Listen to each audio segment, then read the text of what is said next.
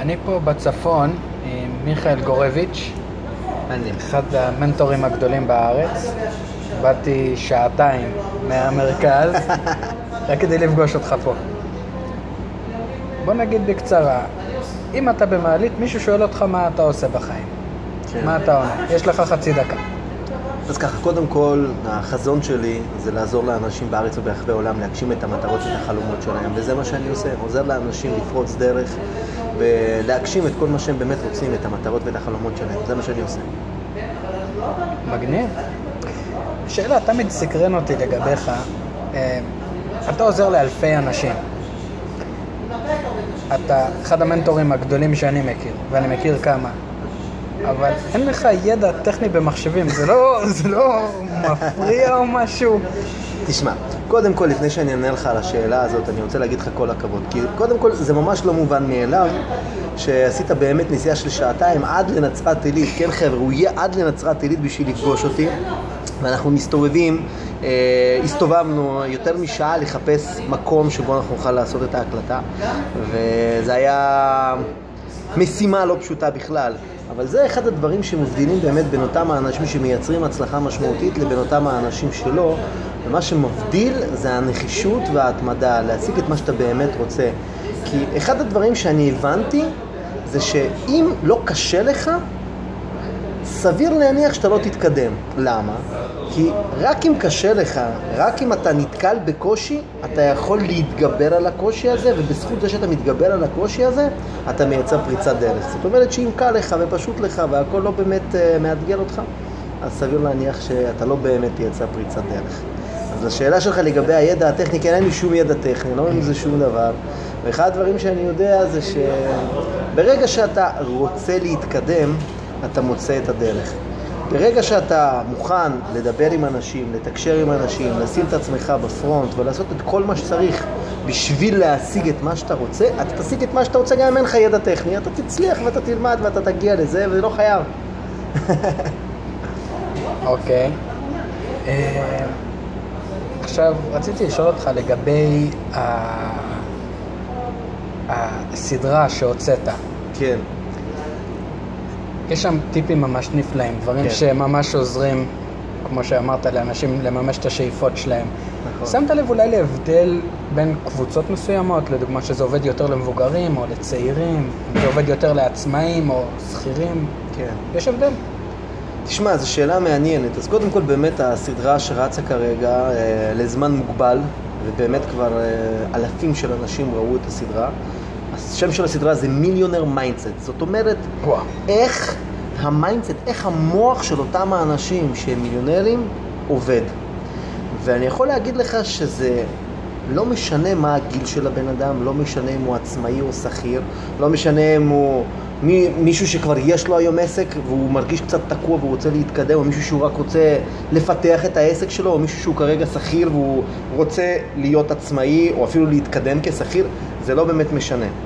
מה שמשנה, יש מחנה משותף לכל אותם האנשים שצופים בסדרה. אתה יודע מה המחנה המשותף הזה? שהם צופים בסדרה? כולם, לא. כולם רוצים, משתוקקים מאוד מאוד מאוד מאוד מאוד מאוד מאוד לייצר פריצת דרך, לפרוץ את המחסום הזה. כי כל אחד מאיתנו, או רובנו, נמצא באיזשהו מצב שהוא השיג את מה שהוא השיג, הוא הגיע לאן שהוא הגיע. אנשים שהם שכירים הגיעו ל5,000, 7,000, 10,000, 15,000, 20,000 שקל, והם מרגישים שהם תקועים, הם לא מצליחים לפרוץ את התקרת זכוכית הזאת. כנ"ל לגבי עצמאים, הגיעו לעסק, מפעילים את העסק והוא עובד, מרגישים שהם לא מצליחים להתקדם. כנ"ל במערכת יחסים, מגיעים לאיזשהו מבוי סתום. אז כל אותם האנשים שמרגישים במקום מסוים שהם הגיעו לאיזושהי תקרת זכוכית, שכיר, עצמאי, צעיר, השתחרר מהצבא, לימודים, בני זוג, משפחה, לא משנה מה, אבל מרגיש שהוא לא מצליח לפרוץ את המחסום הזה, והוא רוצה לקבל את המיינדסט הזה שפורץ את התקרת זכוכית הזאת, שהופך אותך לבלתי ניתן לעצירה. זה המחנה המשותף. זה אנשים שרוצים לפרוץ את הדרך שלהם החוצה מתוך התקיעות ולעשות פריצה משמעותית. אתה אומר משהו מעניין. אז בעצם גם אנשים איך אומרים, לא פה בשביל הכסף, אתה עוזר גם להם? תראה, כמו שג'ים רון אמר, אחד המנטורים המובילים בעולם, הוא כבר נפטר לפני כמה שנים, אבל הוא אמר, הכסף, אגב, אני לא בטוח, ג'ים רון או זיג זיגלר, אחד מהם אמר את זה, שניהם מאוד מאוד גדולים. הוא אמר, כסף זה לא הדבר הכי חשוב, אבל זה איפשהו ברמה של החמצן פחות או יותר, ברמת החשיבות של החמצן. אז נכון, קודם כל מיליונר מיינדסט, הכוונה היא לאו דווקא לעשות הרבה מאוד כסף ולהיות מיליונר. מיליונר מיינדסט זה גישה, זה פרספקטיבה, זה דרך שבה אתה בוחר לחיות את החיים. אנשים שהם מיליונרים, יש משהו אחד שמאפיין אותם, הם לא מוכנים לוותר. הם עושים את מה שצריך, כמה שצריך, והם משיגים את מה שהם רוצים. והמטרה של הסדרה הזאת זה לעזור לאנשים לקבל את המיינדסט הזה שבעזרתו אתה יכול לקבל את כל מה שאתה רוצה. זה המטרה. אוקיי. לסיום, תוכל לספר על החודש הראשון שההכנסה שלך גדלה בגלל מה שאתה למדת בתחום? אני יודע שאתה מגיע מרקע של, נקרא לזה, עולים חדשים, עניים, מועסים, בקרוון. כן, אז באמת שעלינו לארץ, איך זה התחיל? בין 9, 10, משהו כזה, אנחנו עלינו לישראל, ובאמת ככה זה לא מה שנקרא הלך כמו שצריך, ואבא שלי היה עובד 12-13 שעות בשביל 1,100-1,200 שקל בחנות במפעל דגים, וזה באמת היה על הפנים, לא היה כסף, היינו 5 אנשים בקרוון, 40 וקצת מטר, ובאמת היה מאוד מאוד קשה. ובשלב מסוים אני הבנתי שאני לא מוכן לזה ושאני רוצה הרבה יותר בחיים שלי, וברגע שהבנתי את זה, התחלתי לחשוב מה אני צריך לעשות ואיך אני צריך להתנהג ולהתנהל על מנת שאני אוכל לא להיות באותו המצב של ההורים שלי. ואני זוכר את עצמי כבר בגיל 16-17, שכל החבר'ה היו עובדים בכל מיני עבודות מזדמנות. אני בבית ספר יכלתי לעשות לפני 20 שנה, יותר מ-20 שנה, הייתי יכול לעשות 10-12 אלף שקל, שזה הרבה מאוד כסף. בגיל 16? 17, כן. 18, כן. היה לי חברת משלוחים, וכבר התחלתי לפתח את העסקים שלי, 35.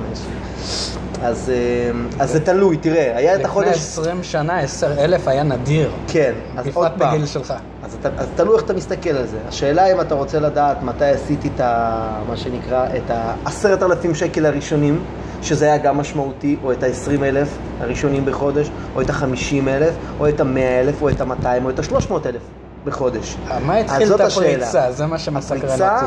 מה התחילה בכיתה ח' כשהלכתי להיות שכיר, ועבדתי בשביל 7.24 לשעה, והבנתי שאני לא מוכן לעשות את זה, והייתי צריך לקום בשעה 5 בבוקר, ולא הייתי מוכן לעשות את זה. אמרתי, אני מוצא איזושהי דרך אחרת, ובאותה תקופה היה לי מורה לספורט, ושאלתי אותו, תגיד לי, קוראים לו דיוויד, ושאלתי אותו, דיוויד, תגיד לי, למה אתה נוסע עם סובארו שנת 86 ואתה לא קונה לעצמך איזה BMW, מרסדס? הוא אמר לי תשובה שמאותו רגע באמת היה לי שיפט מאוד מאוד משמעותי. הוא אמר לי, שמע מיכאל, אני מורה לספורט, אני שכיר, אני לא יכול להרוויח הרבה כסף. ואז אני הבנתי שאני שכיר לא יהיה.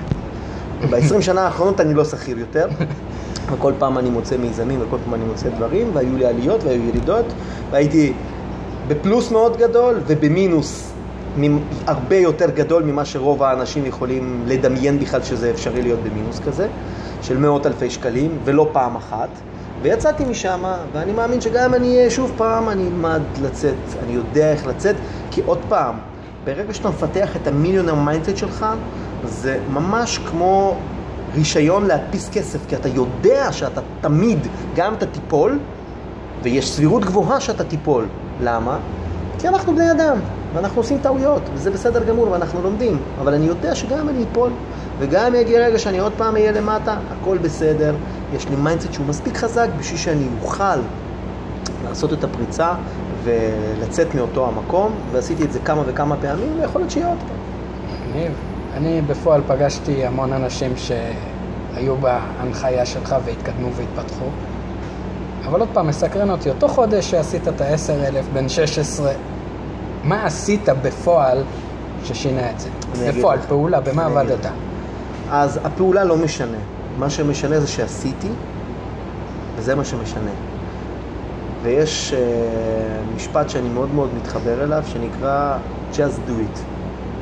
just do it. והמשפט הזה, מי שיפנים אותו, ואני מזמין אתכם שכרגע צופים בסרטון הזה, תיקחו את הדבר הזה, אם תיקחו מהסרטון רק את המשפט הזה, זה משהו שיעשה לכם שינוי אדיר בדרך שבה אתם מתנהלים ובתוצאות שלכם. Just do it, הכוונה, פשוט תעשה את זה. תפסיק לבלבל את המוח ופשוט תלך ותעשה את זה. ומה שאני עשיתי, זה מה שחברים שלי לא עשו. הייתי מסתובב והייתי עושה משלוחים והייתי לוקח פרחים והייתי לוקח המבורגרים והייתי לוקח פיצות והייתי נוסע עם הטוסטוס ואחרי זה הייתי נוסע עם הרכב והייתי עושה לי מסלול וזה, אבל זה לא משנה, העיקר שעשיתי הרבה יותר מאחרים. אחר כך היה לבית ספר לסלסה וגם שם עשיתי הרבה יותר מכל האחרים. וכל דבר שהייתי נוגע בו הייתי פשוט עושה הרבה יותר מאחרים. וברגע שאתה מקוון ואתה נחוש ואתה עושה, פשוט עושה, גם אם אתה טועה, אבל עושה, אתה בסופו של דבר תצליח. אז just do it. אוקיי, we'll just do it. היה כיף לפגוש אותך. תודה רבה ידידי. ביחד נעשה היסטוריה. אנחנו נעשה היסטוריה. חברים, אתם מוזמנים לצפות בסדרת המיליונר מיינדסט. היא ללא עלות, אבל לזמן מוגבל. אז חברים יקרים, זהו, תודה לכם על הצפייה. קישור פה למטה. נתראה, ביי ביי.